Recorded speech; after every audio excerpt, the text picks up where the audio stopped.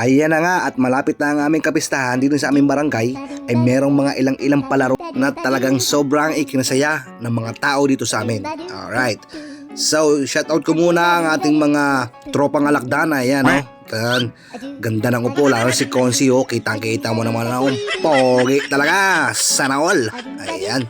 Shoutout sa mga tropang alakdan dyan. At ayan na nga, simulan natin dito sa habulan ng baboy. Ayan, tingnan natin kung paano manghuli ang mga batang ito ng baboy. O, diba? Asa na yung baboy? Ayan. At kita nyo naman ang tatlo, naghawak-hawak para kamay. At ito si Ture ay talagang itinakbo ang baboy. Ay, paano ka naman mahuhuli yan? Itakbo-takbo ang baboy. Ay, mali pala. Ari pala ang baboy. Ari, oh. O, ito, oh. Parang namamasyal lang sa tabi, oh. O, diba? Paano mo ba mahuhuli ang lintik na baboy na yan? Ang pagkakaliit ay ang pagkakatuling. O, diba? Kita mo naman kung tumakbo. Oh. Ay sa pagkakatuloy tumakbo ng baboy ay talagang lula ang mga humahabol. O, kita mo naman. Hindi talaga magkaintindihan at ayan na nga nagkakauntugan pa. Asos Ginoo. Ay inang ay talagang lula kayo ngayon. Ay talaga namang pagkakahirap manghuli ng baboy ay lalong-lalo na't nakapiring. Ay iwan ko na. O, kita mo pa ang baboy ang tuling, oh. O, diba? O, at ayan na nga ang isa, si Jimuel. Abay, parang mandadaya pa ata.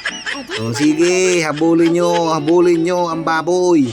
Sayang ang 5,000. Ay, kitang-kita nyo naman, ay lulang-lula talaga ang mga humahabol.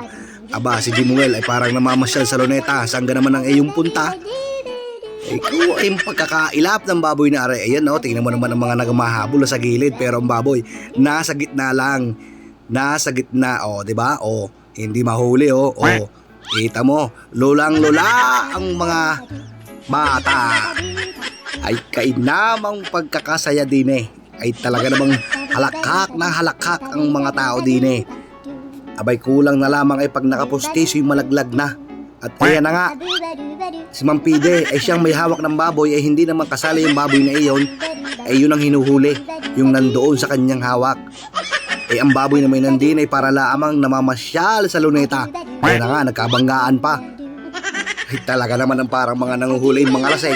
Ay lalong-lalo na Riz Jimuel ay talagang parang nakabarik ng isang 4. Ge, habulin nyo ang baboy.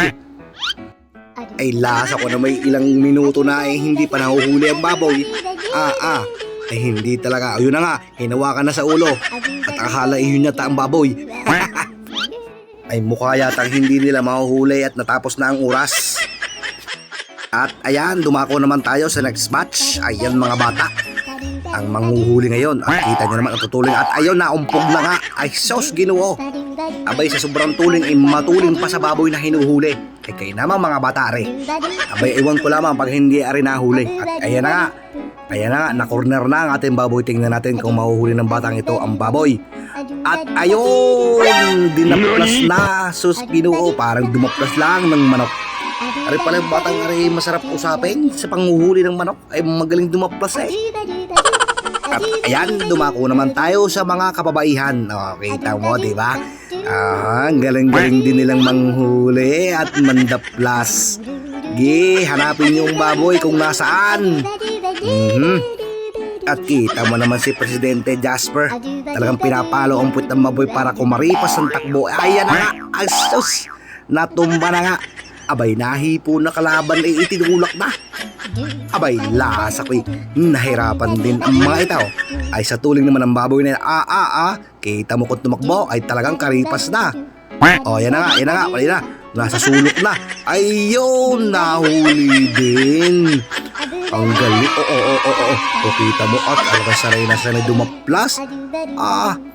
Ay talagang magaling din. Pwedeng usapin panghuhuli ng manok. At mabilis ang kamay. Saglit laang humuli ng manok.